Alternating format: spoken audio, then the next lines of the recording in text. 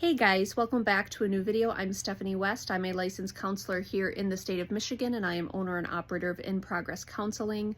Today we're going to use an analogy and ask the question, why can we be so unreasonable with ourselves? Or why do we continue to be so unreasonable with ourselves?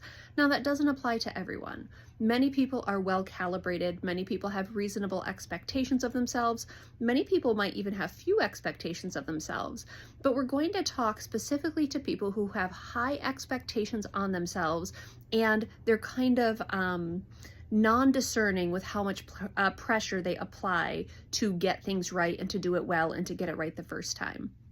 And I really enjoyed this particular analogy where I will create a story with a client and we will be talking through, a topic that they really struggled in school, and often math comes up. So the question is, what's a topic that you struggled in? And the person says, yeah, math was really challenging for me. So I say, okay, imagine that you're sitting at the table and you're struggling through math and you're giving it your all and you turn in your homework the next day and you fail.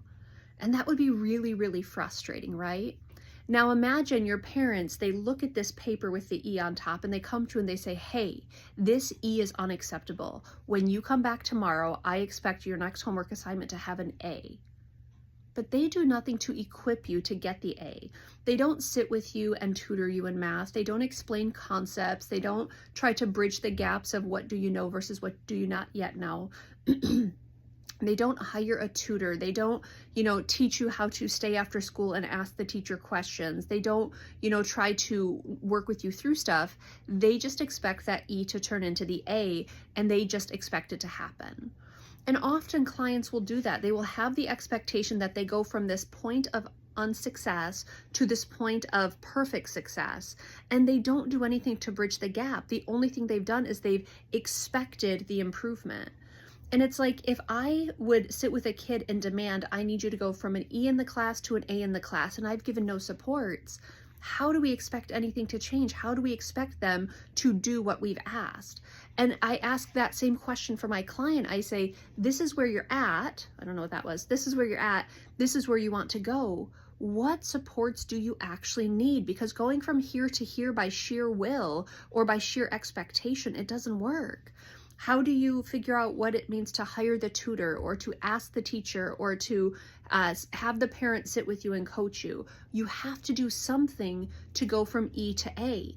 If you already knew how to get the A, you wouldn't be getting the E. That's not how it typically works. So it's like, if this is where you're at and this is where you want to go, what resources do you need to bridge the gap? And often putting it in a very neutral setting, a non-threatening setting of school, it invites clients to consider how unkind it would be to sit there and yammer on at your 8 or 10 or 12-year-old saying, you're getting the E, get the A, no excuses, and do it right now, without any support. That would be pretty awful for that child to experience. And then I'll turn that on towards my clients and say, I wonder how similar that is to what you're doing to yourself right now. You're not giving yourself the supports. You're not giving yourself a gracious timeline. You're not giving any sort of due credit for what you're already doing well. You're looking at where you're at. You're looking at where you're demanding that you go. And we need to really talk about, what do you need to get there? It's not just your expectations that's going to set you up for success. It's putting the right supports in place. And that's typically where we get to do a lot of cool building together in therapy.